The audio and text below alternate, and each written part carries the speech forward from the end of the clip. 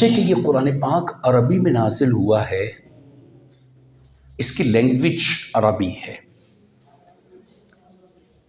لیکن یہ وہ عربی نہیں ہے جو آج کل ہمارے ہاں عربی ہے، عربی دانوں والی عربی، جو عربی بولتے ہیں، جن کی مدر ٹنگ عربی ہے، ان عربیوں کو بھی قرآن کی عربی سمجھ نہیں آتی۔ ان اہل عرب کو جن کی مدر ٹنگ ہی عربی ہے، مادری زبان ہی عربی ہے، ان کو یہ والی عربی سمجھ نہیں آتی۔ اس کو سمجھنے کے لیے انہیں بھی پڑھنا پڑتا ہے، ورنہ ہر عربی قرآن کا عالم ہوتا، حالانکہ ایسا نہیں ہے، ہر عربی قرآن کا عالم نہیں ہے۔ قرآن کے اپنے اصول ہے، قرآن کے اپنے بڑے بڑے اہل عرب بھی محبوب کی بارگاہ میں آ کے قرآن کی تفسیر و تشریح پوچھتے تھے۔ ایک لفظ عربی میں کتنے معنی میں استعمال ہوتا ہے، رحمان نے کتنے معنی میں بیان فرمایا، یا کس معنی میں بیان فرمایا، مقصود آیت کیا ہے، مطلوب آیت کیا ہے، یہ رب محبوب جانے۔ یہ سیکھنا پڑے گا، اہل عرب ہو انہیں بھی سیکھنا پڑتا ہے، اور مجھے آپ کو تو زیادہ سیکھنا پڑے گا، کیونکہ ہم اہل لغت نہیں ہیں، عربی دان نہیں ہیں۔ زندگیاں لگ گئی لوگوں کے قرآن کو سمجھنے میں۔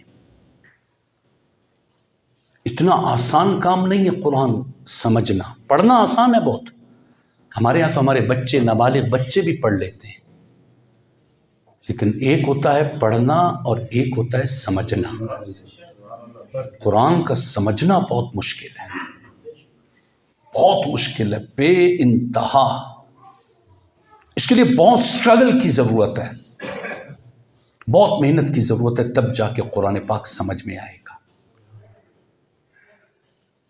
فقط قرآن کریم فرقان حمید کا ترجمہ، ٹرانسلیشن کرنے کے لیے into Urdu, into other languages, آپ کو 17 قسم کے علم درکار ہے۔ ہم مسلمانوں نے قرآن کو بڑا ہلکا لے لیا ہے۔ اگر قرآن کو کیٹیگرائز کریں اس کو سمجھنے کے لیے کہ ہم کس انداز سے سمجھیں گے، وہ کون سے سٹیپس ہیں کہ جن کو ہم لیں اور ہمیں قرآن سمجھ میں آ جائے، وہ اتنی آسان کتاب ہے کہ ہر ایک کو سمجھ میں آ جائے گی؟ نہیں، ایسا نہیں ہے، اس کے کرائٹیریا ہے، اس کے سٹیپس ہیں۔ فقط عربی جاننے سے بھی قرآن سمجھ میں نہیں آئے گا۔ یہی تو بنیادی ایک فیکٹ تھا جہاں جا کے اجمی لوگ گمراہ ہو گئے۔ اب ایک ہی لفظ کا معنی، مختلف معنی ایک ہی لفظ کے، مثال کے طور پر ضالن، لفظ ضالن،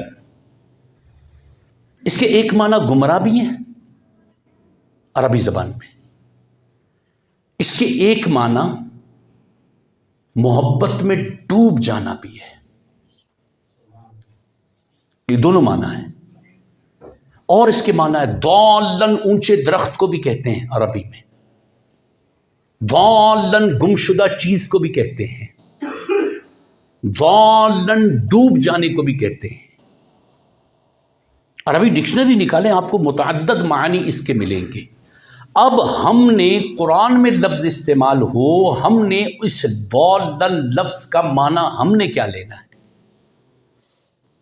یہ بنیادی وجہ آپ کو بتا رہا ہوں کہ جس کی وجہ سے لوگ فرقوں میں بٹے، لوگ الگ الگ تقسیم ہو گئے۔ قرآن کریم فرقان حمید کی سورہ والضحیٰ ہے، سورہ والضحیٰ میں نبی پاک صلی اللہ علیہ وسلم کے لیے یہ لفظ استعمال ہوا، وَوَجَدَكَ ضَالًّا فَهَدَىٰ۔ ٹھیک ہے، آپ کتابیں اٹھا کے دیکھیں، ترجمے والی جتنے بھی ترجمے کی تراجم ہیں قرآن پاک کے، ان تراجم میں آپ کو اس کے مختلف معنی ملیں گے۔ وَوَجَدَكَ ضَالًّا فَهَدَىٰ، ایک ترجمہ آپ کو ملے گا اور ہم نے آپ کو گمراہ پایا، کیونکہ ضالن کا معنی گمراہ بھی ہے۔ ہم نے آپ کو گمراہ پایا تو راہ دی، ہدایت دی آپ کو۔ یہ معنی بھی کتابوں لکھا ہوا ترجمہ میں ہے، مارکیٹ میں ملتے ہیں۔ تراجم یہ والے. اب جب یہاں پر اس آیت طیبہ میں وَوَجَدَكَ ضَالًّا فَهَدَىٰ، ہم نے آپ کو معاذ اللہ گمراہ پایا تو آپ کو ہم نے ہدایت دی، راہ دی. راہ سے بھٹکا پایا یہ بھی لفظ موجود ہے تراجم میں. آپ کو راہ سے بھٹکا ہوا پایا، راہ سے ہٹا ہوا پایا، ہم نے آپ کو ہدایت دی. اب یہ ترجمے موجود ہے مارکیٹ کے اندر. اب اگر ہم محبوب علیہ السلام کی ذات مبارکہ کو دیکھیں کہ یہ ترجمہ یہ متعلق ہے یہ آیت طیبہ محبوب علیہ السلام سے، تب اس آیت کا ترجمہ اگر ہم اس یہاں لفظ ضالن کا ترجمہ گمراہ، راہ سے بھٹکا ہوا کریں گے تو محبوب کی شان ختم ہو جائے گی، محبوب کی شان پر حرف آئے گا. یعنی ناموس رسالت کا مسئلہ ہوئے گا کہ مسلمانوں کا نبی بھی گمراہ ہو سکتا ہے یا مسلمانوں کا نبی بھی رستے سے ہٹ سکتا ہے. یہ ممکن ہی نہیں ہے. نبی علیہ السلام تو سراپا ہدایت ہے. ایک لمحے کے کروڑویں حصے میں بھی محبوب کا گمراہ ہونا، راہ سے ہٹنا ہو نہیں سکتا، ممکن ہی نہیں ہے. اب تراجم میں ترجمے تو کیے ہیں کیونکہ لینگویج کے اندر تو اس کا ترجمہ ضالن کا ترجمہ گمراہ بھی ہے، راہ سے ہٹنا بھی ہے. لیکن اعلیٰ حضرت امام اہل سنت کا کنز الایمان کا ترجمہ جب آپ اٹھا کے دیکھتے ہیں تو اعلیٰ حضرت امام اہل سنت نے جو ترجمہ کیا، ہم نے اپنی راہ میں آپ کو خود رفتہ پایا تو راہ دی. اب ہماری محبت میں تھے، آپ ہماری محبت میں فلاح کے درجے پر بے پناہ محبت میں تھے تو ہم نے آپ کو راہ دی.